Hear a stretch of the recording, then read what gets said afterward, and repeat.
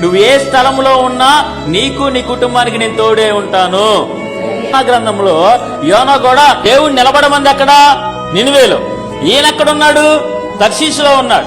వెళ్ళకూడని ప్రాంతానికి వెళ్తున్నా, ఉండకూడని పరిస్థితుల్లో ఉంటున్నా, అక్కడికి ఎవరు లేరు. కానీ ఎవరు వచ్చారు అక్కడికి? దేవుడు తోడుగా వచ్చాడు. సముద్రపు మధ్యలోకి, సముద్రపు లోతుల్లో కూడా నా దేవుడు దిగి వచ్చాడు. అగ్నిగుండంలో ముగ్గురునేస్తే నలుగురు అవపడ్డాడు. మనకు తెలియని విషయాలు ఇంకోటి ఏంటి అంటే, సింహాల గుహలో దానియేలుతో పాటు ఇంకొక ఆయన నిలబడ్డాడు. యోనాను ఎవరు మింగారు? ఆ చేప మింగితే చేప కడుపులో ఎన్ని రోజులు ఉన్నాడు ఆయన? 3 రోజులు కూడా ఆయన ఒంటరిగా ఉన్నాడని ఆయన అనుకుంటున్నారు. ఆయన పక్కన ఎవరు ఉన్నారు? మీరు ఇక్కడ ఉన్నారు, మీ పిల్లలు ఎక్కడ ఉన్నారు? ఒక్కొక్కరు ఒక్కొక్క చోట, ఒక్కొక్కరు ఒక్కొక్క దిక్కునున్నారు. పెళ్లిళ్ళు అయిపోయి ఆడవాళ్ళు ఒక దిక్కునున్నారు, ఉద్యోగాల కోసం, చదువుల కోసం కుమార్తెలు కుమారులు ఒక దిక్కునున్నారు. వాళ్ళు ఎక్కడున్నా మన దేవుడు ఏం చేస్తాడు?